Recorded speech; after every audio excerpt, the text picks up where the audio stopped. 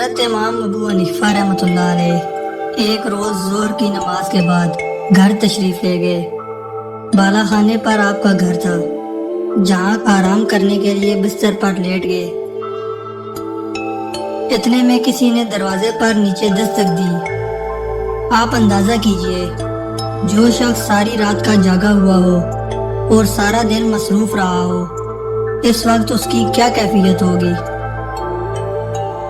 ایسے وقت میں کوئی آ جائے تو انسان کو کتنا ناگوار گزرتا ہے کہ یہ شخص بے وقت آ گیا ہے۔ لیکن امام صاحب اٹھے، زینے سے نیچے اترے، دروازہ کھولا تو دیکھا کہ ایک صاحب کھڑے ہیں۔ امام صاحب نے اس سے پوچھا کہ کیسے آنا ہوا۔ اس نے کہا کہ ایک مسئلہ معلوم کرنا ہے۔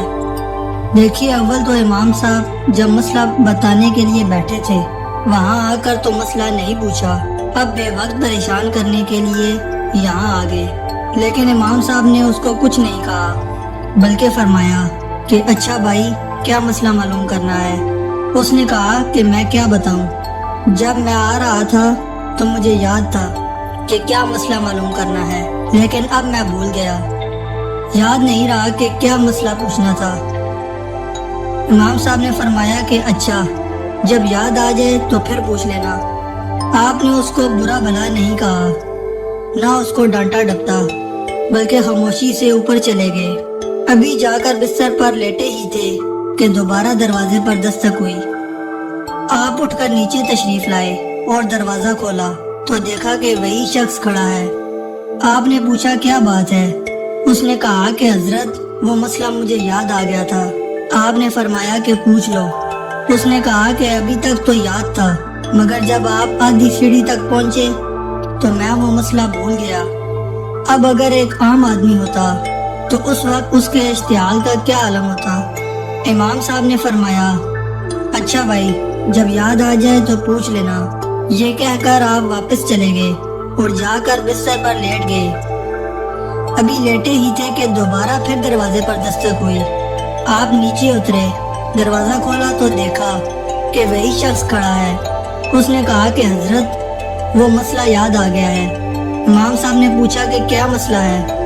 اس نے کہا کہ یہ مسئلہ معلوم کرنا ہے کہ انسان کی نجاست کا ذائقہ کڑوا ہوتا ہے یا میٹھا۔ اگر کوئی دوسرا آدمی ہوتا اور وہ اب تک ضبط بھی کر رہا ہوتا تو اب اس سوال کے بعد تو اس کے صبر کا پیمانہ لبریز ہو جاتا۔ لیکن امام صاحب نے بہت اطمینان سے جواب دیا کہ انسان کی نجاست اگر تازہ ہو تو اس میں کچھ مٹھاس ہوتی ہے، اگر سوکھ جائے تو کڑواہٹ پیدا ہو جاتی ہے۔ پھر وہ شخص کہنے لگا کہ کیا آپ نے چکھ کر دیکھا ہے۔ حضرت امام ابو حنیفہ رحمۃ اللہ علیہ نے فرمایا کہ ہر چیز کا علم چکھ کر حاصل نہیں کیا جاتا، بلکہ بعض چیزوں کا علم عقل سے حاصل کیا جاتا ہے، اور عقل سے یہ معلوم ہوتا ہے کہ تازہ نجاست پر مکھی بیٹھتی ہے، خشک پر نہیں بیٹھتی۔ اس سے پتہ چلا کہ دونوں میں فرق ہے، ورنہ مکھی دونوں پر بیٹھتی۔